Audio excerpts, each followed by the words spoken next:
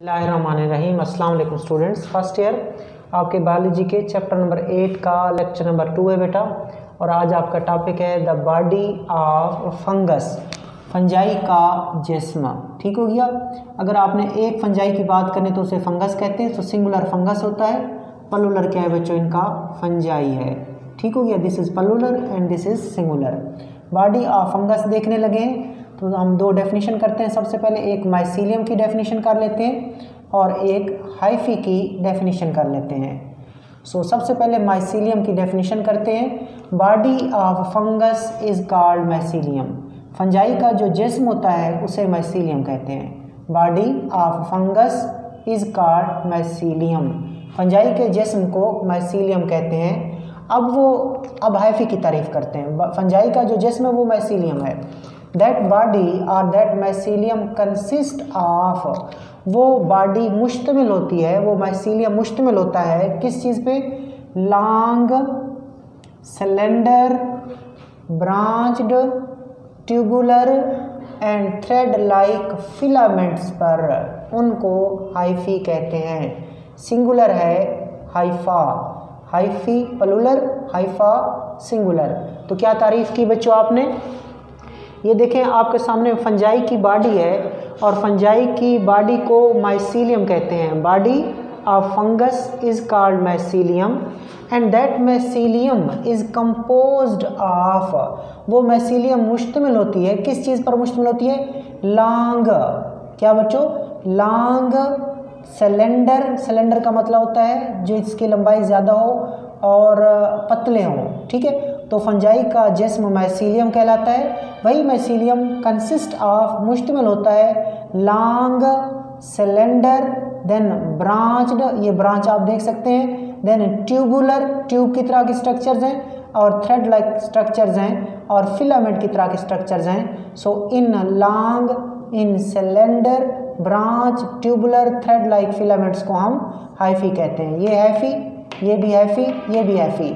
और पूरी बॉडी क्या कहलाती है? माइसीलियम। फंजाई का जिस्म माइसीलियम कहलाता है और वो किस पर मुश्तमिल होता है? हाइफी पर मुश्तमिल होता है। आगे चलते हैं।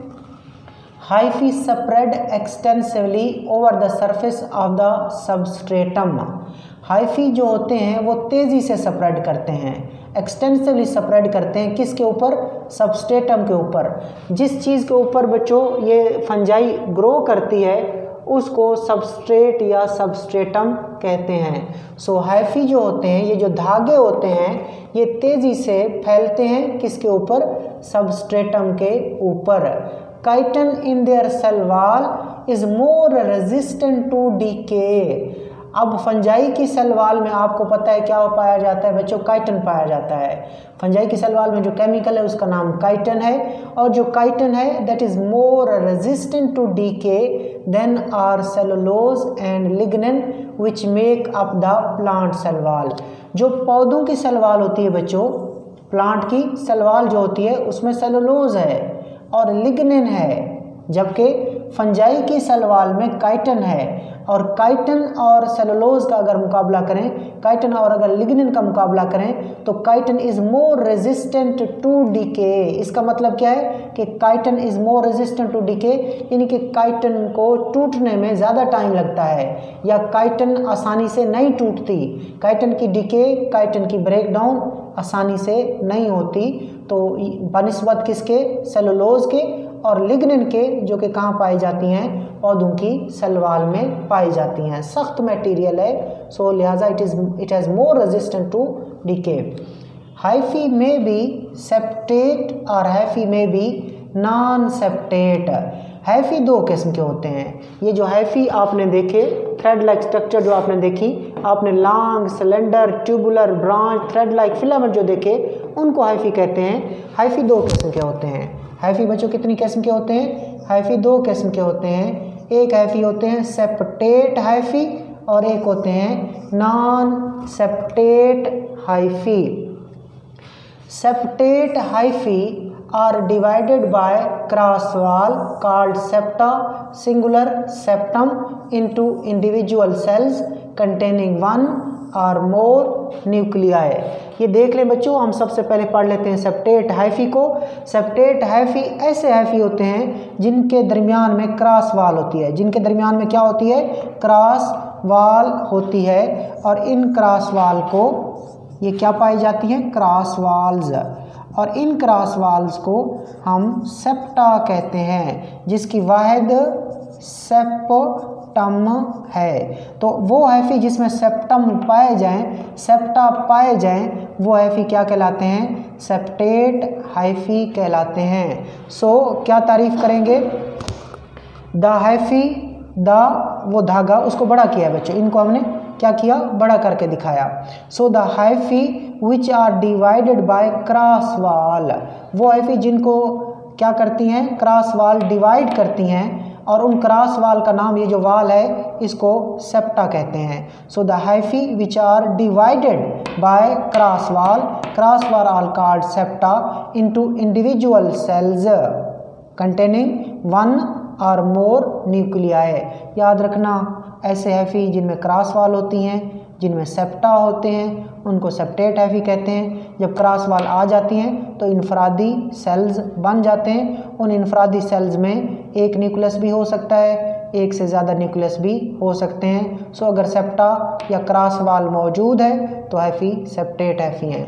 और अगर क्रॉस वाल बच्चों नहीं है, अगर क्रॉस वाल नहीं है तो ऐसी हाइफी को हम नॉन सेप्टेट हाइफी कहते हैं, या ए सेप्टेट हाइफी भी कह सकते हैं। ए सेप्टेट हाइफी या नॉन सेप्टेट हाइफी हम इनको कह सकते हैं। सो देखें, नॉन सेप्टेट हाइफी को, non septate hyphae lack septa, कि नॉन सेप्टेट हाइफी के अंदर सेप्टा नहीं होते, and are not divided into individual cells, और वो इंडिविजुअल सेल्स में तकसीम नहीं होते। सो इनके अंदर आपने कहीं नहीं देखा, यहाँ पे आपने क्रॉस वाल को नहीं देखा। सो ऐसे हाइफी जिसमें क्रॉस वाल ना हो, ऐसे हाइफी जिसमें सेप्टा ना हो, उनको नॉन सेप्टेट हाइफी कहते हैं। तो डेफिनेशन क्लियर किया आपने। Non septate hyphae lack, lack का मतलब होता है ना होना, सेप्टा यानी कि क्रॉस वाल। ऐसे हाइफी जिसमें सेप्टा नहीं होते, जिसमें क्रॉस वाल नहीं होती, so they are not divided into individual cells, लिहाजा वो अलग अलग सेल्स में तकसीम नहीं होते। तो फिर कैसे बनते हैं? Instead these are in the form of an elongated multinucleated large cell. तो क्या बन जाता है? एक लंबा मल्टी न्यूक्लिएटेड लार्ज सेल बन जाता है। तो एक क्या बन जाता है? एक लंबा मल्टी न्यूक्लिएटेड, बहुत सारे न्यूक्लियस मौजूद हैं, लंबा सेल है, इलांगेटेड सेल्स है, इलांगेटेड सेल है बेटा, और उसके बाद बहुत सारे उसके अंदर न्यूक्लियस मौजूद हैं, तो मल्टी न्यूक्लिएटेड और लार्ज सेल है। तो ऐसे हाइफी को नॉन सेप्टेट हाइफी कहते हैं। इनका एक और नाम भी है, coenocytic hyphae. Such hyphae are called coenocytic hyphae, या नॉन सेप्टेट हाइफी, या ए सेप्टेट हाइफी। चलें, ये क्वानोसिटिक हाइफी जो होते हैं, in which cytoplasm move effectively distributing material throughout. ये जो क्वानोसिटिक हाइफी होते हैं, चूँकि क्रॉस वाल तो होती नहीं है, लिहाजा इनका जो साइटोप्लाज्म होता है वो इफेक्टिवली मूव करता है और मटेरियल को एक पार्ट से दूसरे पार्ट तक क्या कर देता है? डिस्ट्रीब्यूट कर देता है। तो सिंपल है, यहाँ पे सेप्टा क्रॉस वाल होती हैं और इंडिविजुअल सेल्स होते हैं। सेप्टा होते हैं और उसके बाद इंडिविजुअल सेल्स भी होते हैं, और हर सेल में एक न्यूक्लियस भी हो सकता है, ज़्यादा भी हो सकते हैं। जबकि नॉन सेप्टेट हाइफी में कोई क्रॉस वाल नहीं है, कोई सेप्टा नहीं है, लिहाजा इनको नॉन सेप्टेट हाइफी या ए सेप्टेट हाइफी कहते हैं। तो जिसके नतीजे में एक elongated multinucleate large cell बन जाता है, उस elongated multinucleate large cell का नाम क्वानोसिटिक हाइफी है। और उसके बाद क्वानोसिटिक हाइफी का जो साइटोप्लाज्म होता है वो इफेक्टिवली मूव करता है और पूरे जानदार में, पूरे सेल में मटेरियल को डिस्ट्रीब्यूट करता है। आगे चलें, septa of many septate fungi have pore through which cytoplasm flows from one cell to other cell carrying material to the growing tips and enable hyphae to grow rapidly when food and water are abundant and temperature is favorable। इसका मतलब मैंने आपको इधर दिखाया है बच्चों कि ये मैंने आपको सेप्टेट हाइफी दिखाया है, और जो सेप्टेट हाइफी होते हैं उनके सेप्टा के अंदर सुराख होते हैं। उसके सेप्टा के अंदर क्या होते हैं? सुराख होते हैं। ये देख लें, ये सेप्टेट हाइफी है और सेप्टेट हाइफी में क्या पाए जाते हैं? पोर्स पाए जाते हैं। तो septa of many septate fungi they have pores, के सेप्टेट फंजाई के सेप्टा के अंदर, क्रॉस वाल के अंदर सुराख होते हैं, और उस सुराख से क्या होता है, उस सुराख से जो साइटोप्लाज्म है that flow from cell to cell, जो साइटोप्लाज्म होगा वो क्या करेगा, फ्लो करेगा फ्रॉम सेल टू सेल। इस सेल से साइटोप्लाज्म इधर आ जाएगा, इस सेल से इधर आ जाएगा, तो उन सुराखों से कौन फ्लो करता है, साइटोप्लाज्म फ्लो करता है। और इस तरह वो साइटोप्लाज्म क्या कैरी करता है, मटेरियल कैरी करता है एक सेल से दूसरे सेल में। और ये मटेरियल कहाँ पहुँचाए जाते हैं, ये मटेरियल जो होते हैं बच्चों फिर ग्रोइंग टिप्स के पास पहुँचाए जाते हैं, यानी कि वो किनारे, वो हिस्से जो क्या कर रहे होते हैं, ग्रो कर रहे होते हैं, उनके पास मटेरियल को पहुंचा दिया जाता है, जिसके नतीजे में वो एनेबल हो जाती हैं, वो ग्रोइंग टिप्स इस काबिल हो जाती हैं कि वो ग्रो कर सकें, क्या कर सकें,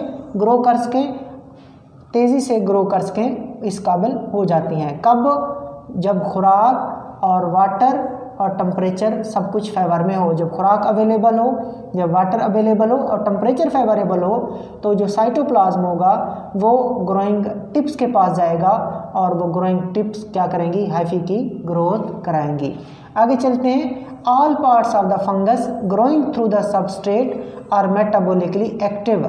सपोज इस चीज़ के ऊपर फंजाई ग्रो कर रहे हैं, इस चीज़ के ऊपर ये सबस्ट्रेटम है, ये एक मुर्दा चीज़ होगी, डेड ऑर्गेनिक मैटर होगा जिसको सबस्ट्रेटम या सबस्ट्रेट कहा जा रहा है, और इसके ऊपर फंजाई आके ग्रो करेंगे, और फंजाई के जो सारे हिस्से होंगे, पूरा जैसे मैसीलियम कहलाता है, और मैसीलियम में धागे होते हैं, थ्रेड लाइक स्ट्रक्चर्स होती हैं, उनको हाइफी कहते हैं। सो याद रखिएगा, फंजाई के जितने भी हिस्से होते हैं जो सबस्ट्रेटम के ऊपर ग्रो कर रहे होते हैं, वो सब के सब मेटाबॉलिकली एक्टिव होते हैं, यानी कि वहाँ पे केमिकल रिएक्शंस सब हिस्सों के अंदर हो रहे होते हैं।